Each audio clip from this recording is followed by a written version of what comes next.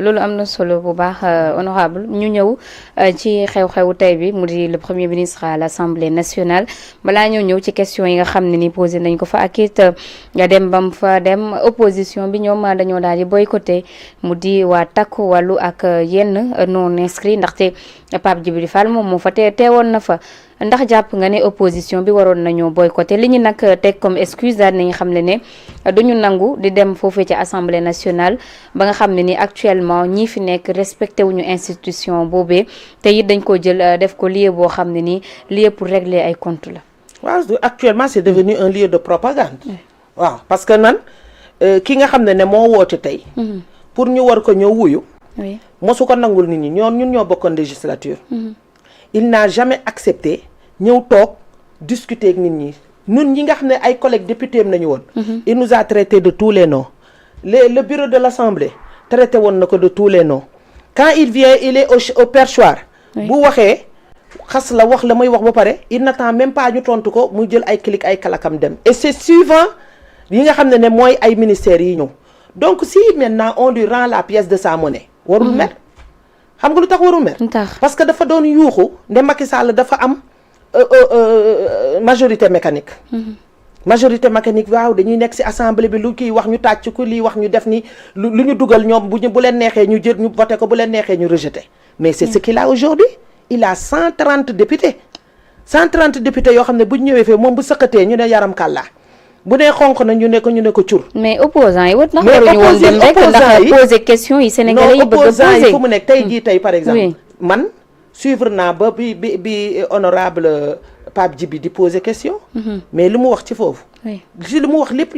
moom amul lenn lu ñu si jël lu dul benn point di dàgg santé fii nga wax nii ak kan moo yambar xaw ma la kan moo lii ak lii xam nga donc moi je dis que aujourd'hui l'opposition a eu raison de boycotter. Ah bon? Parce que bu ñu ñëwee foofu amul lenn lu ñu leen par rapport au temps de parole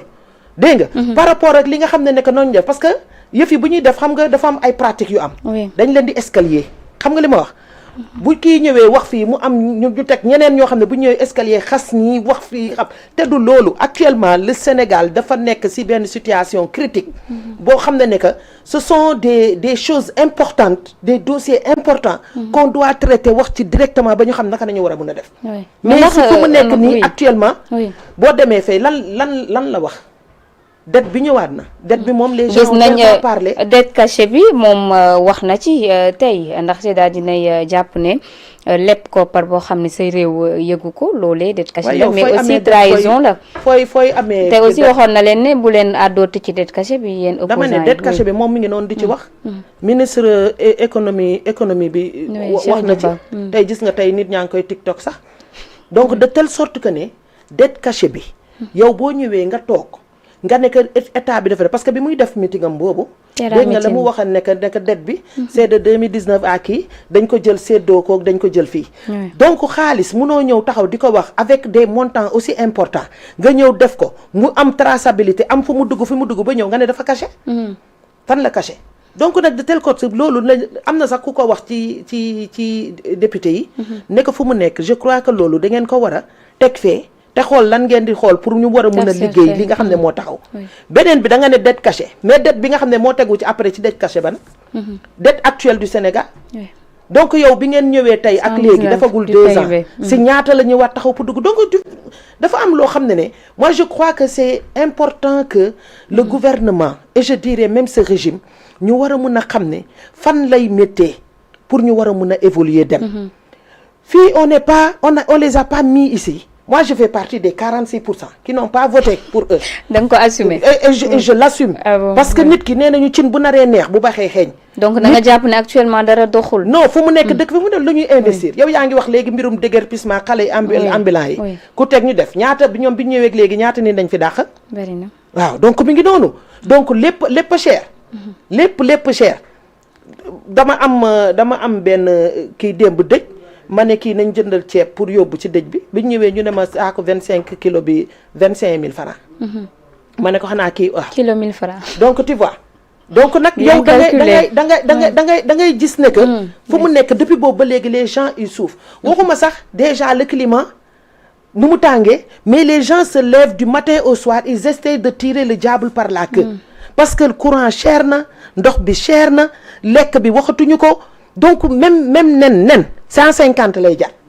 donc il faudrait que aujourd'hui que les gens sachent raison garder que ñu xam ne que ñoom dañ leen fi teg te li ñuy fonctionner woo nii du seen xaalisu kenn du seen héritage c'est l'argent les deniers publics des Sénégalais yi ñu dajale wu ñu 54% yi ak yu 46% yi ñoom la ñu jël dajale jox leen ko que ça soit pour que ñoom ñu war a mun a fayeeku ñu am ay moyens logistiques ak yëpp ñu am bureau yu ñuy toog di fay seen ndox ak courant ñu jël ko ci donc di leen defal lépp ba li ñuy jënd sax boo moytu seen ration si loolu lay jóge mais loolu moo tax tey à l'Assemblée nationale wax na ko parce que ba mu defee terra meeting ba wax ne taxe yi ci naan bi ci tux bi yéen ñëpp da ngeen génnoon ne waaw Ousmane Sonko léegi ci tux ak naan la ñu xiir ne tey nee na mënuñu wàññi taxe ci ceeb nii diwlin mais foofu noonu jeu de hasard yi mën nañ faa wàññi donc mën nañ sañoo jàpp ne wàññi boobu neen c'est uniquement pour aider les Sénégalais quand même am ay mbir yoo xam ne dina wàññeeku moom loolu est-ce que gëm na ko sax moom ci terrain meeting ba la mu waxoon te dafa nekk justice bi bu dee dañoo dem defuñu lu ñu war bu kenn fay taxe te du wax na ko fa donc ça veut dire que loolu ce sont des trucs dëkk buy dox fiscalité dam day dox bu fiscalité dëkk di dox dëkk bi day développé loolu ñëpp xam nañ ko mais fu mu nekk nii la pression qu'ils ont mis sur la population moo métti xam nga parce que yow mënoo ñëw toog amul téléphone amul jeu de hasard ak yooyu moom na ko wax ak ñi koy jouer di ko def ñiy tox il a trouvé ici loi sur le tabac dañ ko voté def plastique bi c'est la même chose donc am na yoo xam ne dañ ko def surtout sur les aliments yi nga xam ne que c'est pour préserver la santé publique donc yooyu am na yoo xam ne que buy ñëw dañ ko def avec la douane xam nañu fan nañu war a taper et c'est sur ça que les gens tapaient ba ñu war a mun a am un PIB pour produit intérieur brut boo xam ne dafa costaud nit ñi war a mun a liggéey mais les gens qui ont construit ce pays là ñoom fan nañu jaar ñoom ils viennent d'arriver lan nañuy jàngal c'est que c'est ça quand les gens parlent dañu naan ñoom anti système anti kii mais yow système boo xam ne yow si nga juddu say waajur laa wax si nañu juddu si nañu màgg si nañu liggéey yow se sont mariés yow nga juddu si màgg si jàng si école def lépp si kii bi léegi nga ñëw taxaw nga ne anti système nee na parce que système bi parce que nee na ñi incarné système bi ñoo doon luubal xaalis bi mais moom wone wuñu transparence d'ailleurs tey wax na ko nee na ñoom ba keroog seen mandat di jeex transparence la ñuy wone mais dëgg la ñuy wax transparence buy njëkk moom moomu wax ba pare déjà son patrimoine na ko mettre au vu et au su de tout le monde ba ñu xam moom lu mu am ak lu mu amul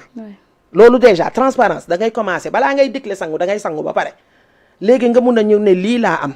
léegi ñu mën a xam ne que lii la benn ñaareel bi li nga xam ne que mooy budget d'exécution bi si périodicité yi ñu ko wax nga koy génne moom déjà il est venu à l'Assemblée depuis kañ la waroon ñëw Assemblée depuis kañ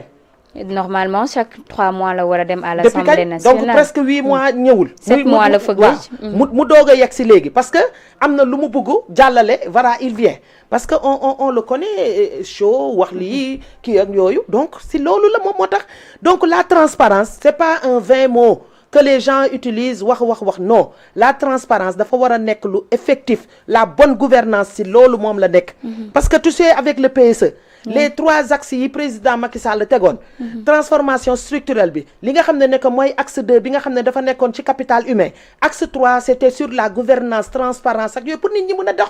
avec les kii loolu dañ ko fi fekk te loolu si la yenn partenaires yu bari sukkandi woon di def parce que c'était le référentiel donc référentiel boobu mooy tax nit ñi gëstu si fenn sukkandiku si fenn di xam ne dëkk bi kat mi ngi évoluer mu ngi dem et puis quand les gens parlent dafa am loo xam ne boo ko tegee dafa am ay indicateurs aujourd'hui da nga dégg ñuy wax rebasing bi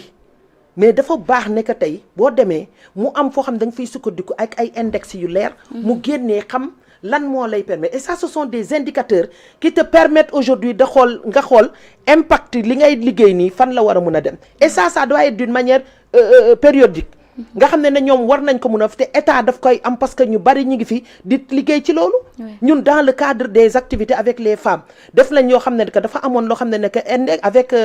women in mining dans le secteur des mines nga xam ne que loolu daf lay permettre nga xam ne si évolution bi ñaata jigéen ñoo fi nekk lan ñooy daj liggéey lan kii nañ def donc mun a def mais aujourd'hui da ngay def ay Africa Baromètre mi ngi fi rebasing bii ñi ko génnee di ko wax ñan la waa ANSD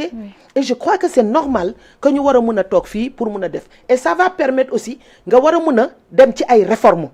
parce que les réformes là c'est essentiel nit ki boo tegee benn plan di ko doxal nga dem ba ci biir war na nga su def suivi bi évaluer ko natt ko ba xam est-ce que man li may liggéey nii c'est bon ni ma ko tegee c'est baax na wala baaxul nga xam nooy jubbante mais bu dee yow da ngay tëb rek di dem di avancer yow doo xam ñi est-ce que am nga ñoo bàyyi ci ginnaaw est-ce que am na ñoo xam ne que daanu nañu est-ce que am na ñoo xam ne ñi ngi jéem a jóg est-ce que am na ñoo xam ne ñi ngi ànd ak yow mais il faudrait que ça soit d'une manière boo xam ne que ñoom dañu war a xoolaat population bi ban type de population nañu am ñoom xam nañ ne population bu jeune la ñu mais am est-ce qu'ils connaissent quel type de population non mais xam wax nañ ko ne ko wax nañ ko sax ma ne lan nañu wax xam nañ ne population bu jeune la ñu am ñu war a liggéey ñoo xam ne dañu war a financer